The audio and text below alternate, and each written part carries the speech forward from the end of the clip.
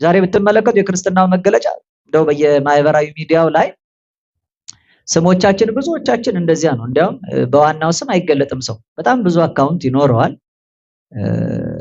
ሳይደብቁ ሳያፍሩ እንደነሳ የሚናገሩም ስላሉ ብዬ ከዛ በብዙ አካውንት ብዙ ስራ ይሰራሉ እና ስማቸው ደግሞ በጣም ብዙዎቹ የቅዱሳን ስም ነው የሚሆን ራሱን እግዚአብሔርን ይሆናሉ። ከዛ የክርስቶስ አሽከር የክርስቶስ ባሪያ እንደሆነ ሊመሰክሩ ይችላሉ። የተዋህዶ አርበኛ እንደሆነ ሊመሰክሩ ድንግል ማርያም እናቴ ሊሉ ይችላሉ። ቅዱስ ሚካኤል አባቴ ሊሉ ይችላሉ። በዚያ ስም ሆነው ነው የሚናገሩት። ሲሳደቡ ሚካኤል አሁን ተመልከቱ ቅዱስ ሚካኤልን አባቴ የሚል ድንግል ማርያምን እናቴ የሚል ኪዳነ ምሕረትን ጠባቂ የሚል ስላሴን ፈጣሪ የሚል ሰውን እንዴት ይሳደባል? በዚያ ስም ያስ ሁለተኛ የሚመልስና የሚሰድብ ማን እንደሚሰድብ ታውቃላችሁ? ስካር ለማ ተፈቅዷል። እንዲያውም ለኛን የተከለከሉ ስካርን የምትከለከሉ ቅድስት ቤተክርስቲያን ናት። በደንብ ልብ አድርጉ።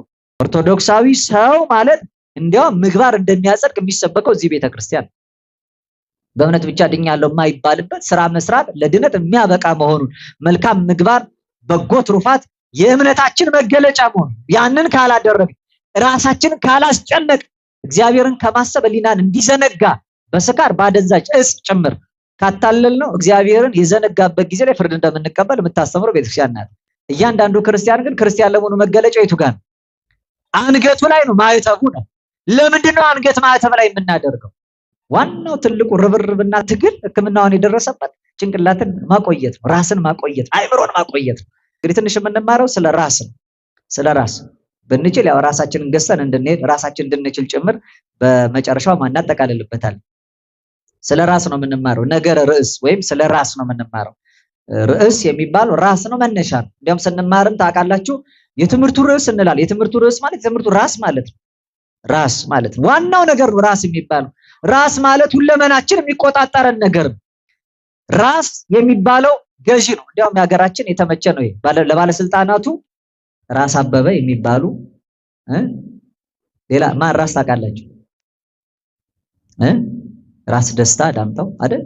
ከቀድሞ ከነበሩት መሳፍንተ ብሔር መካከል ገዢዎችን የጦር አለቆችን ከፍ ሲያደርጓቸው ራስ የሚል ስም ይሰጧቸው ነበር። ራስ ማለት ገዢ ማለት ነው። ርዕስ ማለት ገዢ ማለት ነው። ሰውነትን የሚገዛው ራስ ነው። ራስ ነው። ራስ ባለበት በዚያ አለና ህዋሳት ይኖራሉ አለ። እሱ የኛ ራሳችን ስለሆነ ወደ ራሱ ነው የሳበን፣ እኛንም ቤተክርስቲያንንም ማለት። ይሄ የተነገረው ስለ ዛሬው እርገት ነው። በእርገቱ ወደ ሰማይ ከፍ ያለው አምላካችን ከመያለብ እርገተ ጻድቃን ጻድቃንም እንደሚያርጉ በምድር እንደማይቀሩ ከፍ ብለው ወደ ላይ እንደሚወጡ በደመና እንደሚነጠቁ ለመናገር ክርስቶስ ወደዚያ ይሄድ። እሱ የኛ ራስ ነው። የተሰቀለው በራስ ቅል ነው። የሰማችሁ ነው። ራስ ባለበት የተሰቀለው በራሳችን ላይ ያን መስቀል ሁልጊዜ እንድንስለው ክርስቶስ በአይኖቻችሁ መካከል እንደተሰቀለው ሆኖ ተስሎ እንዳታስተውሉ ማነው አዚም ያደረገባችሁ ብሏል የገላትያን ሰዎች ቅዱስ ጳውሎስ። በራሳችሁ ፊት በፊት ለፊታችሁ። ለዛ ነው በሰው ልጆች ራስ ላይ የክርስቶስ ስቅላቱ መከራው ማዳኑ የታተመ እንዲሆን የተሰቀለበት ስፍራ ራሱ ራስ ቅል ነው የሚባለው።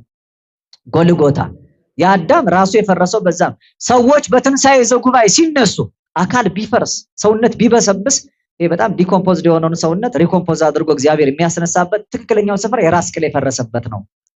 ራስ ባለበት ነው። የመጀመሪያው ነጋሪ ሲመታ የጠፉት በሙሉ ተሰብስበው ራስ ባለበት ቅል ስፍራ ላይ ይመጣሉ። ይሄን የቅዱስ ያዕቆብ ዘስሩ ቅዳሴ ታዳፊ ነፍስ የመጨረሻው ክፍል ላይ ተሰሙታላችሁ። በእነዚህ በትንሣኤ ሙታን ክብር ሲገል ራስ ካለ በዚያ ህዋሳት ሁሉ ይሰበሰባሉ። ራስ የሚባለው የስልጣን የማዕረግ መለኪያ ነው። ራስ የሚባለው የሁሉ ነገር መቆጣጠሪያ ሞተሩ ነው። እንደው እንደ ስነ ህይወት ትምህርት በስነ ህይወት ፊዚዮሎጂ የሚባለው ትምህርት ላይ ስለ ብሬን ሲስተም ወይም ሴንትራል ነርቨስ ሲስተም ሲባል ማዕከላዊ የሆነ የነርቮቻችን መዋቅር አለ። ያ ማለት የሁሉ ነገር መቆጣጠሪያ ነው። በቃ አይምሮ ካለ ወይም ራስ ካለ ራስ ውስጥ ያለው በራስ ቅል ያለው ይሄ አይምሮአችን በሙሉ ሰውነትን የሚገዛን የሚቆጣጠር ዋናው ክፍል እሱ ነው። ስራውን ካቆመ ሰው ቆሟል ማለት ነው። እንዲያውም አባቶቻችን አንድ የእምነት መገለጫ አድርጓል። እኛ ኦርቶዶክስ መሆናችን በምን ይታወቃል? መገለጫችን መገለጫ እንጠጣለን ነው። አንድ ሰው ጠጥቶ ሰከረ ወደቀ አሉ። ጠጥቶ ሰክሮ የወደቀውን ሰው ከመንገድ ነው የተገኘው፣ ጎዳና ነው የሚያድረው። ከዚያ እንዴት ይቀበሩት? ቤተክርስቲያን ይቀበር፣ መስጊድ ይቀበር፣ ሌላ የመቃብር ስፍራ ማለት ነው። መስጊድ ውስጥ እንኳን መቃብር የለም። ቤተ እስልምና የመቃብር ስፍራ አለ ወይስ የፕሮቴስታንቱ እምነት የሚቀበር ወይስ እምነት የሌላቸው ሰዎች ማዘጋጃ የሚቀበርበት የት ይቀበር ተባለ። አንድ ሰው መጣን ይሄ ብቻ ነው የሚቀበረው አለ። ቤተክርስቲያን ማለት አይ እርግጠኛ ነኝ ኦርቶዶክስ ነው። ሲያዩ አንገቱ ላይ ምን የለም ክር የለም። በደንብ ታውቀዋል? አይ አላውቀውም። እና ቤተክርስቲያን ሲሳለም አይተዋል? አላየሁትም። እና ታዲያ የሆነ ቀን ሰክሮ አይቼዋለሁ። ስለዚህ እርግጠኛ ምንም ይሆናል እንዴ? ስካር ለማ ተፈቅዷል? እንዲያውም ለኛን የተከለከለው ስካርን የምትከለክለው ቅድስት ቤተክርስቲያን ናት። በደንብ ልብ አድርጉ። ስካርን ከአደንዛዥ ሱስ መለየትን የምትከለክለው በዋጋ ተገዝታችኋል። በእናንተ ያለው ሰውነታችሁ የእግዚአብሔር ቤተ መቅደስ እንደሆነ አታውቁምን? ስለዚህ በዋጋ ተገዝታችኋል፣ የራሳችሁ አይደላችሁም ይላል። ይህን የእግዚአብሔርን ቤተ መቅደስ ያረከሰውን ያፈረሰውንና ያልተንከባከበውን ሰው እግዚአብሔር አምላክ ከሕይወት መዝገብ እንደሚለየው በመጽሐፍ ተደጋግሞ የተቀመጠው በእኛ ነው።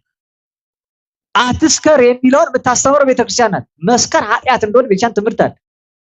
መጠጥ በመጠጣት የሚዘገዩትን የሚያወግዘው ቅዱስ መጽሐፋችን ነው። ተወስህ ዳጣ ወይን እንዲያውም ጥቂት ወይን ጨምረ ጠጣ የተባለው ለሕማመ ከብድ ከዘዘል ሆድ ሕመም አለብህ ለሕመም ግን መድኃኒት እንዲሆን ተብሎ የተነገረው ነው። ለመድኃኒትነት ከሚወሰደው በቀር ከዚያ ውጪ ያለውን አብዝቶ በመጠጣት በመዘግየት በስካር ከእግዚአብሔር መለየት የተወገዘበት ነው። ስለዚህ የእምነታችን መገለጫ የሆነው ሌላው አይደለም፣ በምግባር መድከም አይደለም። ኦርቶዶክሳዊ ሰው ማለት እንዲያውም ምግባር እንደሚያጸድቅ የሚሰበከው እዚህ ቤተክርስቲያን በእምነት ብቻ ድኛለሁ የማይባልበት ስራ መስራት ለድነት የሚያበቃ መሆኑን መልካም ምግባር በጎ ትሩፋት የእምነታችን መገለጫ መሆኑን ያንን ካላደረግ ራሳችንን ካላስጨነቅ እግዚአብሔርን ከማሰብ ሕሊናን እንዲዘነጋ በስካር ባደንዛዥ እጽ ጭምር ካታለል ነው እግዚአብሔርን የዘነጋበት ጊዜ ላይ ፍርድ እንደምንቀበል የምታስተምረው ቤተክርስቲያን ናት። ቀኑን በሙሉ እግዚአብሔርን በመፍራት ኑር የሚለውን የጠበቡን ቃል የምትሰብከው እቺ ቤተክርስቲያን ናት። ስለዚህ የእምነታችን መገለጫ ማህተባችን ነው። ማህተቡ የእምነቱ መገለጫ የት ነው የሚታሰረው? የእምነት መገለጫ ክንድ ላይ ነው፣ ወገብ ላይ ነው፣ እግር ላይ ነው፣ ጫማ ነው፣ ባርኔጣ ነው። የእምነት መገለጫ እኔ እንኳን እቺን ቆብ አድርጌያለሁ። ሌላ ከውስጥ የዚህ ህይወት መገለጫ ይሆናል። እያንዳንዱ ክርስቲያን ግን ክርስቲያን ለመሆኑ መገለጫው የቱ ጋር ነው? አንገቱ ላይ ነው፣ ማህተቡ ነው። ለምንድን ነው አንገት ማህተብ ላይ የምናደርገው? ለምንድን ነው የምናደርገው? ያደረግንበት ክንዳችን ላይ ጣታ ቀለበት መሆን ይችል ነበር እኮ። ያገባ ቀን የጋብቻ ምልክቱ ቀለበት እንደሆነው የተጠመቅን ቀን ደግሞ አንዱ ላይ አውራ ጣታችን ላይ ሁሉ ድንግል ማርያም ልጇን በተወለደ ጊዜ የሉቃሱን ትርጓሜ ሲናገር አውራ ጣቱን አሰረችው ይላል። ልክ አውራ ጣት ታስሮ እንደሚወረድ የተወለደው በኩር አድርገው እንዳደረጉት እንደ ብሉይ ዘመን የበኩር ልጇ ስለነበር ይሄን አድርጋለች ክርስቶስ። እንደዛ ማድረግ በክንድ ላይ ወይ በግንባር መካከል የሚታይ ምልክት ማድረግ ይቻል ነበር፣ ወይ ከላይ ማድረግ ይቻል ነበር። አንገት ላይ የተደረገበት ትልቁ ምክንያት ራስና ህዋሳት የሚገናኙበት ስፍራ አንገት ነው። ያ ማለት ራስ ባለበት ህዋሳት አሉ። ከራስ የተነጠለ ህዋስ ህይወት የለውም። እኛ ከራስ ተነጥሎ ህዋስ ህይወት የለውም። ከህዋስ የተነጠለ ራስ 15 ዓመት ሲያስተምር ያየነው ዮሐንስ መጥምቀ መለኮትን ብቻ ነው። ከራሳቸው ከተነጠለ በኋላስ በጣም የብዙዎቹን ቅዱሳን ገድል እስኪ ተናገሩና ተመልከቱ። ቅዱስ ጊዮርጊስ 3 ጊዜ ሞቶ 7 ዓመት መከራ ተቀብሎ አልፏል። ሲሞት በመንኮራኩር ተፈጭቷል፣ በእሳት ተቃጥሏል፣ አመድ ሆኖ ተረጭቷል። ያኔ ሁሉ ተነስቷል። ተመልከቱ። ሰውነት በሙሉ ደቆ የሚነሳ ራሱ ምትረተር ክሳድ ወይም አንገቱ ሲቆረጥ ግን ህይወቱ አልፏል። የመጨረሻው ዘመን ብዙ መከራ ደርሶባት ከእሳት መካከል ገብተው የወጡት ሁሉ ቅዱሳንን ተመልከቷቸው። በብዙ ተጋድሎ ያረፉት ቅዱሳን የመጨረሻ ህይወታቸው መገለጫ አንገታቸው ሲቆረጥ። ምክንያቱም አንገት መቆረጥ ማለት ህይወት ማጣት ማለት ነው። ራስ የተለየ ህዋስ ህይወት የለውም። ራስ መሪው ነው፣ ዋናው ነው። ምን አባል ወውቱ ርዕስ ይላል። እኛ አካል ነን፣ ራሳችን ክርስቶስ ነው። እስኪ እኛ አካል ነን ብሎ ራሳችን ክርስቶስ ነው። ራስ ባለበት ነው ህዋሳት የሚሰበሰቡት። ምን ባለበት አልኳችሁ? ራስ ባለበት ህዋሳት ይሰበሰባል። ራስ ከሌለ ህይወት የለም። ራስ ከሌለ ህይወት የለም። እንደው በመጽሐፍ ሊቃውንቱ በጣም በሚደንቅ ሁኔታ እንዲህ አሉ። ጌታችን ክርስቶስ ህግና ነቢያትን ለመሻር አልመጣም፣ እንዲያውም ላጸና ልፈጽም እንጂ ሲል ቀድሞ እንዲህ እንደተባለ እኔ ግን እንዲህ እላቸዋለሁ ይላል። ቀድሞ የእግዚአብሔርን ስም በከንቱ አትጥሩ እንደተባለ ሰምታችኋል። እኔ ግን የምላችሁ ፈጽማችሁ እንዳትምሉ ነው አለ። አትማሉ፣ ስትምሉ አለ በዚህ አትማሉ። ኢ በሰማይ በሰማይም ቢሆን እንዳትምሉ አለ። ወኢ በምድር በምድርም ቢሆን እንዳትምሉ አለ። ወኢ በኢየሩሳሌም በኢየሩሳሌምም ቢሆን እንዳትምሉ አለ። በሰማይ እንዳትምሉ የታላቁ አምላካችን ዙፋኑ ነው። በምድር የእግሩ መረገጫ ናት። ኢየሩሳሌም የሱ ከተማ ናት። በዚህም እንዳትምሉ አለ። በራሳችሁም ቢሆን እንዳትምሉ አለ። በራሳችሁም ቢሆን ማለት እኔ ገሌ ብላችሁ አይደለም። በራስ በዚህ ራስ እንዳትምሉ። ከዚያ ምን አለ? በፀጉራችሁም ቢሆን እንኳን እንዳትምሉ ይላል። በሰማይም ቢሆን አትማሉ ሲል በመለኮት እንዳትምሉ፣ በምድርም ቢሆን እንዳትምሉ። መለኮት ከላይ ወርዶ ከድንግል ማርያም ነስቶ በተዋህዶ በስጋው እንኳን እንዳትምሉ ማለት ነው። በኢየሩሳሌም እንዳትምሉ ሰላምን በሚሰጥ በዚህ በእንተ ቅድሳት ሰላማዊት ሰላምን አስተበቁ ከመ እግዚአብሔር ያስተሳልመን በሳለዚያው አንድ የምታደርግ ሰላማዊት ስለሆነች ስጋውና ደሙ ይላል። ኢየሩሳሌም የሰላም ከተማ ናት። ሰላም አድራጊው ኢየሩሳሌም የምንላት የምንቀበላት ስጋውና ደሙ ናት። ምክንያቱም ሰላም እሁበክሙ ሰላሜን እሰጣቸዋለሁ ወሰላም አቡየ የአባቴን ሰላም ተውላቸዋለሁ ያለው እሱ ነው። የተወልን ሰላም በቤተ ክርስቲያኑ ነፍስን ከስጋ የሚያስማማ ክርስቲያኖችን አንድ የሚያደርጋቸው ሁሉን የክርስቶስ ሙሽራ የሚያደርግ እኛ የክርስቶስ ሙሽሮች ነን። እኛ ምን ሆነን አልኳችሁ? የክርስቶስ ሙሽሮች ነን። ሙሽሮች ሚስት ማለት ነው። እሱ ዘቦ መራት መራዊ ውጡ ሙሽራይቱ ካለችው ሙሽራ ነው። ስለዚህ ሙሽራይቱ እኛ ነን። እኔ ሙሽራው ነኝ የክርስቶስ። እናንተ ከተጣላን ብዙ ሚስት አለው ወደ ማለት ያስኬዳል። ሎቱ ስብሐት አንድ ከተስማማን ለስጋው ደግሞ ከበቃን ብቻ ነው የክርስቶስ ሙሽራ መሆን የምንችለው። ምክንያቱም ያመኑትም አንድ ልብ አንድ ነፍስ ነበረቻቸው ስለሚል ባለ አንድ ነፍስ ሆነን ነው የምንቀርበው። አንድ የምታደርገው እቺ ሰላማዊት ኢየሩሳሌም የምትባለው እሷ ናት። ስለዚህ በስጋውና ደሙ አትማሉ አለ፣ ባህሪው ናትና ማለት ነው። በራሳችሁም ቢሆን እንዳትምሉ አለ። በራስ ያለው ራስ ማለት በክርስቶስ አትማሉ ማለት ነው አለ። ለምን ነን አባል ወውቱ ራስ እኛ አካላቶችን እሱ ደግሞ ራስ ስለሆነ ይላል። በፀጉራችሁም ቢሆን ደግሞ እንዳትምሉ አለ። ወኢ በስዕርተ ርእስክሙ የራሳችሁን ፀጉር እንኳን ይሄው የራሴን ፀጉር እንደዚህ አድርግብኝ አትበሉ፣ በዚህ እንኳን አትማሉ አለ። የራስ ፀጉር ማለት ደግሞ በራስ ላይ በክርስቶስ ላይ ያሉ ስለሆኑ በሱ ያሉ የሱ ክብር መገለጫዎች ቢሆን በጻድቃንና በሰማዕታት እንኳን እንዳትምሉ። ይሄው ሚካኤልን ይሄው ገብርኤልን ብላችሁ በመላእክቱ በቅዱሳን ይሄው ጊዮርጊስን ይሄው መርቆሬዎስን ይሄው ፋሲለደስን ይሄው ቴዎድሮስን ብላችሁ በሰማዕታቱ ይሄው ቂርቆስን ይሄው መርቆሬዎስን ብላችሁ ይሄው ፊቅጦርን ብላችሁ በእነዚህ በከበሩት ማለት ነው። ይሄው ተክለ ሃይማኖትን ይሄው ገብረ መንፈስ ቅዱስን ይሄው አቡነ አረጋዊን እያላችሁ በቅዱሳን አትምሉ። በተራ ነገር በከንቱ የቅዱሳኑን ስም አትጥሩ። በራሳችሁ እንዳትምሉ፣ በክርስቶስ እንዳትምሉ። በራሳችሁ ፀጉር እንዳትምሉ። በራሳችሁ ፀጉር ክርስቶስን ባለ ህይወታቸው በሙሉ የገለጡት ከሱ ያልተለዩ እሱ ላይ ኖረው የበቀሉትን ማለት ነው። ቅዱሳንንም ስማቸውን በከንቱ እየጠራችሁ መሐላን አታድርጉ አለ ይላል። ስለዚህ ራስ የሚባለው ክርስቶስ ነው። ራስ ምንድነው አልኳችሁ? የምን ራስ ነው እሱ? መጽሐፍ ሲናገር እንደው ትንሹ በመገለጫ የተቀመጡትን እንደ ሰዓታችን እናያለን። ለምሳሌ ክርስቶስ የሃይማኖታችን ራስ ይባላል። የምን ራስ አልኳችሁ? ሃይማኖት አለችን። እቺ የሰጠችን ሃይማኖት ራሱ ክርስቶስ ነው። በዚህ ሃይማኖት መሰላል የምንደርሰው ክርስቶስ ጋር ነው። ቅዱስ ጳውሎስ በዕብራውያን መልእክቱ ምዕራፍ 12 ከቁጥር 1 እስከ 2 የተናገረው ቃል አለ። ለብነ እሙንቱ ሰማዕት ኩሎሙ ዘያውዱነ ከመ ደመና፣ እንዲህ እንደ ደመና የከበቡን ብዙ ምስክሮች ካሉልን አለ። እስኪ ምስክሮች ካሉልን በሉ። የከበቡን ምስክሮች ማለት ፀጉሮቹ ካሉልን ማለት ነው። እነዚህ ምስክሮች ካሉልን የእምነታችን ራስና ፈጻሚ ክርስቶስን ተመልክተን የሚቃወመንን ኃጢአት ቆርጠን በመጣል በፊታችን ያለው ሩጫ በትዕግስት እንሮጣለን።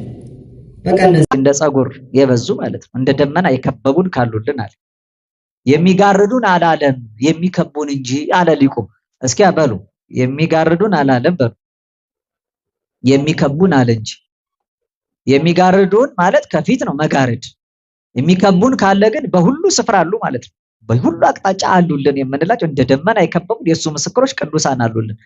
እነሱ ካሉልን እኛ እነሱን ይዘን ያንን የእምነታችን ራስ ፈጻሚውን የመጨረሻውን ክርስቶስን ተመልክተን የሚቃወመንን ኃጢአታችንን ከላያችን ላይ ቆርጠን በፊታችን ያለው ሩጫ በትዕግስት እንሩጣለን። ስለዚህ ክርስቶስ የሃይማኖታችን ራስ ነው። የሃይማኖታችን ምንድነው? የሃይማኖታችን ራስ ነው። ራስ የሃይማኖት ራስ የራሱን ሃይማኖት ለኛ ሃይማኖት አድርጎ የሰጠን ማለት ነው። የራሱን እቺ ሃይማኖታችን የክርስቶስ ሃይማኖት ናት። ቅድም በእንተ ቅድሳት ባነሳን ሁለተኛ ክፍል ላይ ምን ይላል? በእንተ ሃይማኖትን አስተበቁ ከመ እግዚአብሔር ይሃበን እንቲያው ሃይማኖተ በንጹህ ንቀብ የሱን ሃይማኖትኛ በንጹህ እንድንጠብቃት ይሰጠን ዘንድ ስለ ሃይማኖታችን ደግሞ እንማለን። የሱን ሃይማኖትን ይሰጥ አንድ ጊዜ ፈጽማ ለቅዱሳን የሰጠች ሃይማኖት ይላል። ያቺ ሃይማኖት ወደ አማልክ ዘበጸጋ ወደ መባል ታደርሳለች። ተመልከቱ፣ እሱ ራስ ነው ያልነው ልጅ ገዢ ነው። የሃይማኖታችን ገዢ እሱ ነው። እቺ ሃይማኖት ተዋህዶ ነው የምትባለው። ምን ትባላለች? ምንድነው ተዋህዶ ማለት? ማን ነው ተዋህዶ? ራሱ ክርስቶስ። በቃ ሃይማኖቷ ተዋህዶ ናት ያልነው የሃይማኖቱ ራስ ክርስቶስ በሱ ነው የሚገለጠው። ገዢዋ ነው። የዚች ቤተክርስቲያን ገዢዋ እሱ ነው። ራስ ሆኖ የሚገዛት አካል ሆኖ ሁለንተና ሆኖ የሚያስተዳድራት መሰረቱ ነው ያነጻት እርሱ። እዚች ቤተክርስቲያን ስትመጡ ከጉልላቱ እስከ መሰረቱ ድረስ ማን ያለው? በቃ የዚች ሃይማኖት ራስ ክርስቶስ እሱ ነው ገዢዋ። የሚመጣ ሁሉ በታቦቱ ላይ እንደተጻፈው ማለት ጉልበት ሁሉ ለሱ ይንበርከክ እንደተባለ መተን የምንገዛው ለሱ ነው። ገዢ ማለት ነው ራስ ማለት። ገዢን በቤተክርስቲያን ትርጓሜ እዚህ መጀመሪያ ክፍል ላይ ምን የሚል ቃል አለ? ቅዱስ እግዚአብሔር ቅዱስ ኃያል ቅዱስ ሕያው ዘኢይመውት ቅዱስ እግዚአብሔር ይላል። እስኪ ልዩ ገዢ በሉ። ጉዳዩ ከዚህ ላይ ነው። ሌላው ቅዱስ ኃያል ልዩ ኃይል ያለው፣ ቅዱስ ሕያው ልዩ ሕይወት ያለው፣ ቅዱስ ኃያል ልዩ ኃይል ያለው ይላል። ቅዱስ እግዚአብሔር የሚለው ላይ ግን ልዩ ገዢ የሆነ ማለት ነው። ልዩ ገዢ ምን አይነት ገዢ አልኳችሁ? ገዢ ራስ ነው። ራስ ነው ስንል ክርስቶስ ልዩ ገዢ ነው እንጂ ራስ ገሌ እንደሚባለው አይነት የመንደር ገዢ አይደለም። እግዚአብሔር ልዩ ገዢ ነው አለ። ልዩ ገዢ ማለት እንዴት ነው ካላችሁ ቅድስናው እንደ ጣዖታት በሐሰት አይደለም የሚገዛው፣ እንደ ነገስታት በጉልበት አይደለም የሚገዛው፣ እንደ ካህናትም በሀብት አይደለም የሚገዛው አለ። የሱ ግን ግዛቱ የተለየ ነው። እንደ ካህናት በሀብት፣ እንደ ነገስታት በጉልበት፣ እንደ ጣዖታት በሐሰት አይደለም። ጣዖት ማለት ጸላይ ሰናት ዲያብሎስ ያደረበት ማለት ነው። ዲያብሎስ የሚገዛው በውሸት ነው። ያልፈጠረውን ፈጠርኩ ይላል አቡሃ ላሰት ያሰት አባቷ። ስለዚህ በጣም ብዙዎች ለዲያብሎስ ከዚች መንገድ ከእውነተኛው የሃይማኖት ራስ ክርስቶስ ሆኖ ከሚገዛት ቤተክርስቲያን ውጪ ናቸው። በዚያ የሚኖሩት ዲያብሎስ እያታለለ በክህደትና በኑፋቄ አጥምዶ እየያዘ እንዲገዙለት ያደርጋቸዋል። እሱ የሐሰት ገዢ ነው አለ። ሐሰት ምድራውያን ነገስታት በጣም ዲሞክራሲውን ህገ መንግስት አርቀቀው ይገዛል። በፈሊጥ ነው ግን ያው ኃይል ነው። እምቢ ያላቸውን አልገዛ ያላቸው እንግዲህ ዝም ብሎ ይኑር አይሉትም፣ ወይኔ ቤት ይጨምሩታል። ስለዚህ ብልጣብልጥነት ባለው ስልት በጉልበት ነው የሚገዙት። ጉልበት ነው የሚገዛው። ሁሉ ባለ ነፍጥ፣ ሁሉ ባለ መሳሪያ ግዛቱን ለማጽናት ድንበሩን ለማስፋት ሲል መሳሪያ ማያንግብ የለም። ስለዚህ መሳሪያ አንግበው የሚኖረው የጉልበት ገዢ ነው። ነገስታት የሚገዙት በጉልበት ነው አለ። የሰለጠነው ዓለም ተመልከቱ። አሁን እንደው በጣም ነፍስን አስጨንቆ የሚኖር እዳቸው የሚተርፈንን ነገስታት ተመልከቱ። አያላን በቃ የጦር መሳሪያው ብዛት፣ የሞተው ሰው ቁጥር የምንመለከተው የኃይል ማሳያ፣ ጉልበት ማሳያ። የሚገዙት በኃይል ነው። እነሱ በኃይል ይገዛሉ። ካህናትም በሀብት ይገዛሉ። ካህናት በምን ይገዛሉ? ሀብት። ገዢዎች ናቸው ካህናት የሚባሉት አስተማሪዎቹ፣ በነፍሳችን ላይ እግዚአብሔር አምላክ የሾማቸው ራስ ናቸው እነሱ። ምክንያቱም የእግዚአብሔር በረከት በእነሱ ነው የሚገኘው። በመጽሐፈ ምሳሌ ምዕራፍ 10 ቁጥር 7 ላይ እስመ በረከተ እግዚአብሔር በውስተ ርእሰ ጻድቃን፣ የእግዚአብሔር በረከት ያለው በጻድቁ ራስ ላይ ነው ይላል። ራስ ተመልከቱ። በጻድቅ ራስ ላይ እግዚአብሔር በረከት አለ። የጻድቅ ራስ ማለት ሹመቱ ስልጣኑ ማለት ነው። ይሄ በካህናት ስልጣን ላይ ነው ይሄ ያለው። ራስ ናቸው፣ ገዢዎች ተገዙላቸው ተብሏል። ዕብራውያን ምዕራፍ 13 ቁጥር 7 ላይ ተዘከሩ መኳንንቲክሙ ዘነገሩክም ቃል እግዚአብሔርን ቃል የነገሯችሁን ዋኖች አስቡ። ዋኖች የሚላቸው የእግዚአብሔርን ቃል የነገሩትን ማን ናቸው? እነዚህ ዋኖች የእግዚአብሔርን ቃል የሚናገሩ እሱ ወወሀቦሙ ስልጣነ ዘከማሁ እንደራሱ ያለውን ሰጥቷቸዋል። ስለዚህ ስጦታ ማለት ነው። ስጦታ ማለት ጸጋ ነው። ጸጋ ማለት ሰጠ፣ ጸጋ ስጦታ። ሀብት ማለት ወሀበ ሰጠ ከሚለው ነው የሚገኘው። እሱ ሀብት ማለት ስጦታ ማለት ነው። እና እዚሁ ዕብራውያን ምዕራፍ 13 ቁጥር 17 ላይ እንዲህ ይላል፣ ለዋኖቻችሁ ታዘዙ ተገዙላቸው፣ እነሱ ስለነፍሳችሁ ይተጋሉና ይላል። ታዘዙ ተገዙላቸው። ምን በሏቸው አልኳችሁ? ስለዚህ ካህናት ይገዛሉ ማለት ገዢ ናቸው፣ ራስ ይባላሉ። በጸጋ ነው ራስነታቸው። ግን ሌላው በጉልበት ተመክቶ በመሳሪያ ኃይል ይገዛል። ሌላው በሐሰት ይገዛል። እግዚአብሔር ግን ከዚህ የማይሰጠው ነው፣ ሰጪ ነው። እሱ የማይቀበል ነው፣ ለሚቀበለው ሰው የሚያድል ነው እግዚአብሔር። የማያዳላ ግን የሚያድል ነው እግዚአብሔር አምላክ። ስለዚህ እግዚአብሔር እግዚአብሔር የሰጠው። ስለዚህ እሱ ገዢ ነው። ገዢነቱ፣ ራስነቱ የሃይማኖት ራስ ነው ክርስቶስ። ክርስቶስ የሃይማኖት ራስ ብቻ አይደለም፣ ደግሞ ክርስቶስ አምላካችን የሃይማኖት ብቻ ሳይሆን የሃይማኖት የክብር ማረፊያ ላደረጋት ለቤተ ክርስቲያንም ራሷ ነው። የቤተ ክርስቲያን ራስ ይባላል። የማን ራስ አልኳቸው? ሃይማኖት በክብር የምታርፈው ቤተክርስቲያን ላይ። ቤተክርስቲያን ማለት ደግሞ ሩቅ እንዳትሄዱ፣ ቤተክርስቲያን ቢል ነፍሰ ክርስቲያን ቢል ቅዱስ ቀሌምንጦስ እንዲህ ብሏል። ቤተክርስቲያን ማለት የክርስቲያኖች ነፍስ ናት አለ። እንዲህ ነው የሚለው መጽሐፍ። የቆላሲስ መልእክት ቅዱስ ጳውሎስ ምዕራፍ 1 ቁጥር 18 ላይ እርሱ የአካሉ አለን ማለት የቤተክርስቲያን ራስ ነው። እርሱም በሁሉ ፊተኛ ይሆን ዘንድ መጀመሪያ ከሙታንም በኩር ነው አለ። የትንሣኤ በኩር የቤተክርስቲያን ራስ ነው ክርስቶስ አለ። ቤተክርስቲያን ይመልሳል። ኤፌሶን ምዕራፍ 5 ቁጥር 23 ላይ ደግሞ ክርስቶስ ደግሞ የቤተክርስቲያን ራስ እንደሆነ እርሱም አካሉን የሚያድን እንደሆነ ባል እኮ የሚስት ራስ ነው አለ። የቤተክርስቲያን ራስ ክርስቶስ ነው አለ። የቤተክርስቲያን ራስ ማን ነው? የቤተክርስቲያን ራስ ማን? ቤተክርስቲያን ማን ናት? እኛ ነን። ራስ አካላት። ስለዚህ ነው ቅዱስ ጳውሎስ የተናገረውን ቃል አንስቶ የሚተረጉም የታላቁ የጳዚዮን እንቆ ቅዱስ ዮሐንስ አፈወርቅ የቤተክርስቲያናችን ማህቶት ምን አለ? ሀባሎ ርዕስ እየሄሉ ስጋ አለ። ራስ ባለበት በዚያ ዋሳት ይሰበስ። ምክንያቱም ለነይ ለኛ ዋዲ ቤተክርስቲያንንም ማለት ሳበና ሀቤው እግዚአብሔር በከዊኖቱ ርዕሰ ዚአነ የኛ ራሳችን ነውና እሱ አካላቶቹን በሙሉ ወደ ራሱ ሰበሰበናል። ራስ ካለ አካል አብሮት ከራስ ጋር ሲኖር ህያዋን ይሆናል። ራስ ካለ አሁን እኛ ክርስቶስ ራስ ከሆነ ቤተክርስቲያን የተባልን እኛ ምዕመናን ሁላችን አካላቶቹ ነን ማለት። ራስ ባለበት ህዋሳት ይኖራሉ። ምዕመናን የትኞቹ አካላት ነን? እስኪ ራሳችሁን ተመልከቱ። ክርስቶስ ራስ ከሆነ ከራስ ክርስቶስ በታች ያሉ አካላት ከሆነ እኛ ከአካል ክፍሎቹ የትኞቹ ነን? ካህናትን ቅዱስ አትናቴዎስ ሐዋርያዊ በቅዳሴ አትናቴዎስ ላይ ኦ ካህናት አንትሙ አዕይንቲሁ ለእግዚአብሔር ተናጸሩ በበይናቲክሙ፣ እናንተ ካህናት የእግዚአብሔር አይኖች ናቸው፣ እርስ በርሳችሁ ተያዩ አላቸው። በነገራችሁ ላይ ይሄ እርስ በርስ ተያዩን የተባለው ካህን እንዲያይ ምዕመን አልተፈቀደለትም። ምክንያቱም የእግዚአብሔርን ኃይል ደፍሮ ማየት አይቻለው። መገሰጽ እንኳን ቢያስፈልግ ሰፊ ሐሳብ ነው። የሚገስጸው ካህኑን ነው። ያው ሽቅብ ውሃ ማይፈስ አይደል? እግር ተነስቶ ራስ አያክም መቼ ታውቃላችሁ? ስለዚህ ነው ከራስ በላይ ያለው ነገር ተመልከቱ። ስለዚህ ተነስቶ ያ በራሱ በክርስቶስ ላይ አይን የሚሆኑ አሉ። አንደበት ሆናቸው የሚያስተምሩ መምህራን የክርስቶስ አንደበት ናቸው። ሲናገሩ እሱ አድሮባቸው ነው የሚናገሩት። ቅዱስ ዮሐንስ አፈወርቅ ታላቁ መምህር የክርስቶስ አንደበት ነው።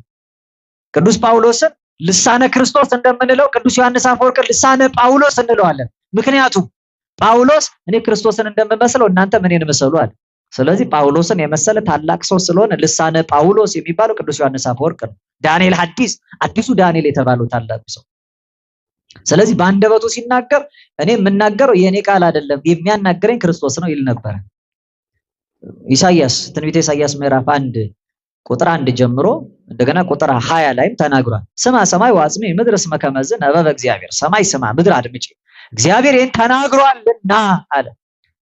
እኔ አይደለሁም የምናገረው ኢሳይያስ አለ። ስለዚህ ነው ምስጢሩን የማይሰውር እግዚአብሔር። ከዚያ ምን አለ? እሺ ብላችሁ ብታዘዙ በረከትን ትበላላችሁ የምድሪቷን፣ እምቢ ብትሉና ብታመጹ ግን ሰይፍ ነው የሚበላ። የእግዚአብሔር አፍ ይሄን ተናግሯልና። የማን አፍ ይሄን ተናግሯል? የኔ ደካማው አፍ እንዳይመስላችሁ ይሄን የሚናገረው እግዚአብሔር አፍ ነው አለ አባ ጊዮርጊስ ዘጋስጫ። ኢትዮጵያዊው ዮሐንስ አፈወርቅ የምንለው ታላቁ መምህር ምን አለ? ዘበነቢያት አስተንፈሰ እግዚአብሔር ከመ ያስምዕ ቃሉ ለሕዝብ። እግዚአብሔር ለሕዝቡ ቃሉን ማሰማት ሲፈልግ እኮ በነቢያቱ አድሮ ነበር የሚተነፍሰው ይላል። ስለዚህ ነቢያት እስትንፋስ የእግዚአብሔር አፍ ይባላል። ተመልከቱ፣ ራሱ ላይ ያሉ ህዋሳቶቹ የሚባሉ እነዚህ ናቸው። እውነተኛ ንግግር የሚናገር የእግዚአብሔር አንደበት ይባላል። በጎ ዜና የሚሰማ መልካም የምስራች የሚያደምጥ ደግ ነገርን ለመስማት ጆሮች የፈጠኑለት ሰዎች የእግዚአብሔር ጆሮ ይባላል። ለምጽዋት የተዘረጋ እጅ ያለው ሰው የእግዚአብሔር መዳፍ ይባላል። እጁ በሙሉ ለድሃ ቸርነትን የሚያደርግ ሰው ለእግዚአብሔር ነው የሚያበድረው። ድሃ እግዚአብሔርን አብላኝ ይለዋል፣ እግዚአብሔርን አጠጣኝ ይለዋል። የሚሰጠው ሰው የእግዚአብሔር እጅ ነው ማለት ነው። አብላኝ ያለውን እግዚአብሔርን ተስፋ አድርጎ ላደረው እጆቻችሁ ከሰጡ ያ እጅ የእግዚአብሔር እጅ ነው፣ የማጅ ነው። ምክንያቱም እግዚአብሔር ድሃው ላይ አድሮ የሚቀበል ብቻ አይደለም፣ ሙዳየ ምጽዋት ብቻ አይደለም። ድሃ ዘያሲ ተወካፊ እግዚአብሔር ሰጪ ነው፣ ደግሞ ተቀባይ ነው። በባለጸጋው ላይ አድሮ ያመነ የታመነ ኮን የሚሰጥ እግዚአብሔር ነው ይላል። ስለዚህ እጆቻችሁ እግዚአብሔር እጆች ናቸው። ቤተክርስቲያን ከሆነ ቤተክርስቲያን ማለት እኛ ነን ካልን ማለት ነው። እግሮቻችን መልካም ዜናን ለመናገር የሚፈጥኑ ናቸው፣ ክፉ ለማውራት የሚዳክሩ ናቸው። በጎ የምስራች ለማድረስ ሰዎችን ለመታደግ የሚፈጥኑ፣ ሌሎችን ለማዳን የሚፈጥኑ፣ ጠላትን ጭምር ለመርዳት የሚጣደፉ እግሮች ካሏቸው እግሮቻችን የክርስቶስ አካላት ናቸው ማለት ነው። ራስ ባለበት የሰበሰቡ ሕዋሳት ዛሬ ብትመለከቱ የክርስትናው መገለጫ እንደው በየማህበራዊ ሚዲያው ላይ ስሞቻችን ብዙዎቻችን እንደዚያ ነው። እንዲያውም በዋናው ስም አይገለጥም ሰው በጣም ብዙ አካውንት ይኖረዋል። ሳይደብቁ ሳያፍሩ እንደነሳ የሚናገሩም ስላሉ ብዬ ከዛ በብዙ አካውንት ብዙ ስራ ይሰራሉ እና ስማቸው ደግሞ በጣም ብዙዎቹ የቅዱሳን ስም ነው የሚሆን ራሱን እግዚአብሔርን ይሆናሉ። ከዛ የክርስቶስ አሽከር የክርስቶስ ባሪያ እንደሆነ ሊመሰክሩ ይችላሉ። የተዋህዶ አርበኛ እንደሆነ ሊመሰክሩ፣ ድንግል ማርያም እናቴ ሊሉ ይችላሉ። ቅዱስ ሚካኤል አባቴ ሊሉ ይችላሉ። በዚያ ስም ሆነው ነው የሚናገሩት። ሲሳደቡ ሚካኤል አሁን ተመልከቱ፣ ቅዱስ ሚካኤልን አባቴ የሚል፣ ድንግል ማርያምን እናቴ የሚል፣ ኪዳነ ምሕረትን ጠባቂ የሚል፣ ስላሴን ፈጣሪ የሚል ሰውን እንዴት ይሳደባል? በዚያ ስም ያስ ሁለተኛ የሚመልስና የሚሰድብ ማን እንደሚሰድብ ታውቃላችሁ? ማን ነው የሚሰድበው? ታላቁ ቅዱስ ሚካኤል ብሎ ከከፈተ አንድ ታላቁ መልአክ ቅዱስ ገብርኤል ብሎ የሚሳደበውን ሰውየው ሲመልስ አንተ ታላቁ ሚካኤል ቅዱስ ገብርኤል ብሎ ሲመልስለት ምን ብሎ እንደሚሰድበው ታስታውሳላችሁ? ታስተውሉታላችሁ? የቅዱሳንን ስም ይዘን የቅዱሳኑን ስም አሰድበን እንኳን የክርስቶስ አካላትና ብልቶቹ ልንሆን ቀርተን ራሳችንን እንኳን የሚገልጥ ማንነት እኮ የለንም። እንኳን ስማችንን ተውት። አምር ከመስብከ ሕያው ወምውት አንተ ምውትና አንተ የሞትክነ ስራህን አውቃለሁ። ቅዱስ ዮሐንስ በራእዩ እንደተናገረው ማለት ነው። ስም አለ፣ ነገር ግን ሞተሃል። በምግባር ያልተገለጠ ስም፣ ማንነቱን የማይገልጥ ስም በቤተክርስቲያን ስም ተከፍቶ በቅዱሳን ስም ተከፍቶ የክርስቶስን ራስነት አካል አድርጎ የሚኖር እሱ ራስ ነው ከተባለ ሕዋሳቶቹ በሙሉ ከራስ ጋር ነው። ራስ የሚመራው አካል አሁን ለጭንቅላት የማይታዘዝ እግር አለ። ለጭንቅላት ለአይምሮ ማለት ነው። ለአይምሮ የማይታዘዝ እኔ እጄን ለዚህ ያወራጫው እንኳን ስናገር አይምሮዬ ነገሩን ለማስረዳት ይሄን ስለምትናገር ወዲህ በል አሁን ይሄን ልትናገረው እንዲህ አድርግ እያለ የሚያዘኝ ነው ማደርግ። ደመነፍስ አይደለም ይሄ ከምናገረው ነገር ጋር ሊጣጣም በሚችልበት መንገድ አሁን እንዴት ያብራራው ነው ለማለት ነው እንዲህ ያለው ያለሁት። ስለዚህ አካሄዱ ሊመራ ሊያስተዳድር የሚችለው እዚህ ያለው አንጎል አይምሮ ክርስቶስ የሆነ ሰው አካል ከሆነ እርሱ ክርስቶስ የመራውን ስራ ብቻ ነው የሚሰራው። ስለዚህ ክርስቶስ የቤተ ክርስቲያን ራስ ነው። የመጨረሻ ክርስቶስ የህይወት ራስ ነው። መጽሐፍ እንደዚህ ነው የሚለው። ቅዱስ ጴጥሮስ በሐዋርያት ሥራ ምዕራፍ 3 ቁጥር 15 ላይ እስራኤላውያንን ሲናገራቸው መንፈስ ቅዱስን ከተቀበለ በኋላ እንዲህ ይላል፣ የህይወትንም ራስ ገደላችሁት አለ። እርሱን ግን እግዚአብሔር ከሙታን አስነሳው። ለዚህም ነገር ንሕነሰ ሰማዕቱ እኛ ምስክሮች ሆነናል። እናንተ የገደላችሁት የህይወትን ራስ ነው አለ። ማንን የገደላችሁት? የህይወትን ራስ ነው የገደላችሁት አለ። እንዴት ተመልከቱ፣ የህይወት ራስ እንዴት ይሞታል? ህይወት አይሞትም። እናንተ ገደል ነው ትላላችሁ፣ እሱ ግን ሕያው ነው፣ እንዲያውም ህይወትን ሰጪ ነው። ሐዋርያት ሥራ ምዕራፍ 5 ቁጥር 31 ላይ መልሶ ይህን እግዚአብሔር ለእስራኤል ንስሐን የኃጢአትን ስርየት ይሰጥ ዘንድ ራስም መድኃኒትም አድርጎ በቀኙ ከፍ ከፍ አደረገው። ዛሬ ራስና መድኃኒት አድርጎ ነው በቀኙ ከፍ ከፍ ያደረገው። የህይወት ራስ ክርስቶስ ነው። ምን ብሏል? የኃጢአት ስርየትን ይሰጥ ዘንድ በአባቱ ቀኝ ራስ መድኃኒት የሆነው የኃጢአት ስርየት ይሰጥ ዘንድ በሉ እስኪ የኃጢአት ስርየት ይሰጥ ዘንድ በሉ። ራስም መድኃኒት አድርጎ በቀኙ ከፍ ከፍ አደረገው። ዛሬ ክርስቶስ ያደረገው የኃጢአት ስርየት ሊሰጥ እንጂ ሊያሰጥ አይደለም። ልብ አድርጉ። ይሄን ቅዱስ ጴጥሮስ መስክሮታል። ሐዋርያቱ እናስተምረውታል። የኃጢአት ስርየትን እንዲሰጥ ነው ክርስቶስ። ጉዳዩን ከፈጸመ በኋላ ጉዳይ አስፈጻሚ ሆኖ አልሄደም። የኃጢአት ስርየት እንዲሰጥ ነው ራስ ሆኖ ከፍ ከፍ ብሎ የተቀመጠው። ከራስ በላይ ነፋስ ይላሉ። ታዲያ ምን አለና ነው ራሱ ጉዳይ ፈጻሚው የኃጢአት ስርየት ሊሰጥ ተቀምጦ ህይወት ሆኖ መድኃኒት ሆኖ ሳለ ለሙታን ህይወት ለህሙማን መድኃኒት የሆነውን ክርስቶስን መድኃኒት አሰጪ ህይወት አሰጪ ኃጢአትን የሚደመስስ ሳይሆን የሚያስደመስ አድርገን የምናስበው ዛሬ በእርገቱ በአባቱ ቀኝ ተቀመጠ ያለው የህይወት ራስ ክርስቶስ ህይወት ሰጪውን የኃጢአት ስርየት ሰጪውን መድኃኒት የሆነውን ነው። እሱ መድኃኒት ነው፣ ራሱ ይሰጣል መድኃኒትን። እሱ ህይወት ነው፣ ራሱ ይሰጣል ህይወትን። እሱ የኃጢአታችንን ስርየት በመስቀል ላይ ካስወገደ በኋላ በደላችንን ነውራችንን በሙሉ ከዚህ በኋላ ለኃጢአታችን ስርየት ሊሰጠን ነው የተቀመጠው። የኃጢአት ስርየት ሰጪ ነው፣ መድኃኒት ነው፣ ህይወት ነው። የህይወት ራስ ይለዋል። የምን ራስ አልኳችሁ? የህይወት ራስ። ከህይወት ራስ ጋራ የሚኖር አካል ሁሉ ሕያው ነው። እንደነገር ሰማዕታት የሰማዕትነት መጨረሻቸው ምትረተ ክሳድ አንገት መቆረጥ ነው። ለዚህ ነው ማተባችን አንገታችን ላይ የሆነው። አንገቱ የተቆረጠው ብዙ ክርስቲያን ከህይወት ራስ የተለየ በጣም ብዙዎቻችን ሙታን ነን። አሁን በኃጢአታችሁ ምክንያት ሙታን ናችሁ ይላል መጽሐፍ። ኃጢአት የሚሰራ በደል የሚፈጽም ሰው የሞተ ሰው ነው። አሁን ዛሬ ከዚህ ህይወት ጋር ለመኖር የሚያበቃውን የህይወት ራስ ክርስቶስ ጋር የሚያስጠጋውን ህይወት ትምህርት ነው ብቻ ነው የምታስተምረው። ተመልሳችሁ በህይወት ኑሩ ነው የሚለው መጽሐፍ። ተመልሳችሁ በምን ኑሩ? በህይወት ኑሩ። ህይወት ማን ነው? ነው አይደለም? ዮሐንስ ወንጌል ምዕራፍ 11 ቁጥር 25 ላይ አነ ውእቱ ብሎ ትንሳኤ ወህይወት፣ ህይወት እኔ ነኝ፣ ትንሳኤ እኔ ነኝ ያለው እሱ ነው። የህይወት ራስ እሱ ነው። ህይወት ሰጪ ነው። ከህይወት ክርስቶስ ጋር ሀበ ሀሎ ርዕስ ህየ ይሄሉ ስጋ፣ ራስ ባለበት የሚኖር ስጋ፣ ራስ ባለበት የሚኖር አባል አካል ህይወት ካለ ሕያው ነው ማለት ነው። የሞተ ራስ ጋር ያለ አባል ምንም ራስ ይኖር እንጂ ህይወት የለውም። ሰው ከሞተ መቼም ጭንቅላቱ ወጥቶ አይደለም ከውስጡ።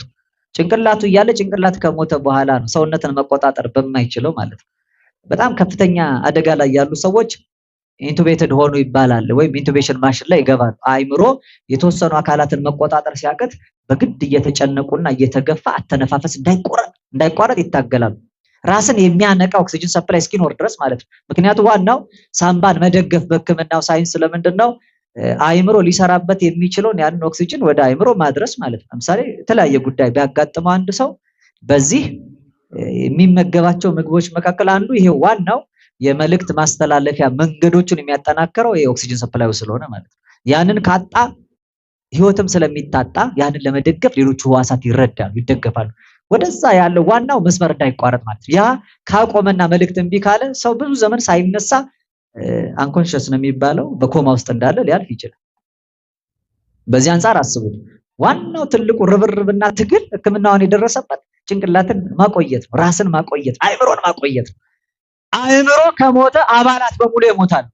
አይምሮ ህይወት ካጣ አካላት በሙሉ ህይወት ያጣሉ። የኛ አምላክ ሞቶ በሞት ላይ ስልጣን ያለው ህይወት አምላክ ነው። ስለዚህ ማህያዊ ህይወት ሰጪ ነውና እሱ ባለበት የሚሰበሰብ አካል በሙሉ ህያው ነው። ክርስቲያኖች ህያዋን ናቸው። ስራቸው ይገልጣቸዋል። እንዴ እንኳን በህይወት ኖረን ከቤተ ክርስቲያን ተጠልለን ቀርቶ ወጣ እንኳን ስንል እውነተኛ መዓዛው ከክርስቶስ ያለየን ከሆነ እኮ በሄድንበት ስፍራ አንተ ተው ጭፈራ እንኳን ካንተ ጋር አይደለም እኮ ይባላል። ሰው ጭፈራ ቤት ገብቶ አይ መጠጥ የለም አባ እንዴ እርሶ እዚህ ቦታ ላይ ጭቆባ አድርገው ይባላል እኮ። በየመንገዱ ለመሄድ የሚሳቀቀው ሰው ለዚህ ነው። ምክንያት መገለጫ ስላልሆነ ይሄ የዚህ የሰውየው ብቻ አይደለም፣ ህያዋን ለሆኑ ለክርስቲያኖች በሙሉ መገለጫ ተደርጎ ነው የተሰጠው። ስለዚህ ምን አገባ የራሴ ነው ምለው አንዳች ነገር የሌለኝ ከራስ ከክርስቶስ አካሉ ጋር ያለው እኔም አንዱ እጅ ነው፣ አንዱ እግር ነው፣ አንዱ ጆሮ ነው፣ አንዱ አንደበት ነው፣ አንዱ አፍንጫ ነው፣ አንዱ አይን ነው። እንዲያ ሆነን ከህይወት ጋር የምንኖር ሁሉ ስለ ሁሉ ይመለከተዋል። የጥፋቱ ጉዳይ ይገደዋል። ከህይወት ጋር ያለ እንዴት መውት ትሆናለህ? እንዴት በሞት ትመላለሳለህ? መገለጫችን ህይወት ነው። ከህይወት ክርስቶስ ጋር የምንኖር ህያዋን ፍጥረታት ሆነን መዝለቅ የምንችለው ተመልሳችሁ በህይወት ኑሩ ስለሚል ከጥፋት መንገድ ከሞት ጎዳና መለየት ነው።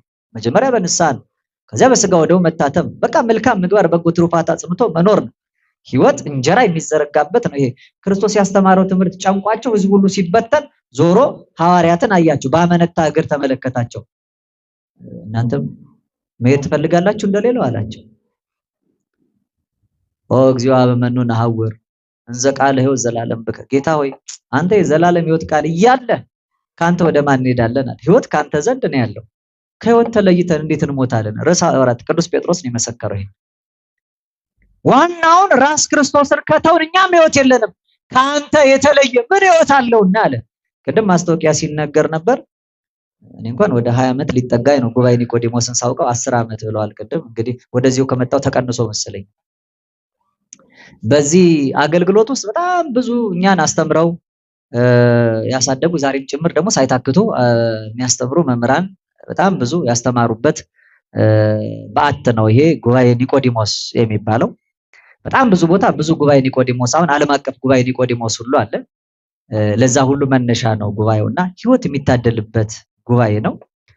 እየመጣችሁ ሐሙስ ሁል ጊዜ በአመት ይመስለኛል የሳምንት ኒቆዲሞስ ሳምንትና እርገትን ብቻ ነው አንድ 5 ዓመት ወዲህ ወደ አውደ ምሕረት እየወጣ ያለው አገልግሎቱና ዘወትር ሐሙስ አገልግሎቱ ይሰጣል፣ ህይወት ይሰጣል።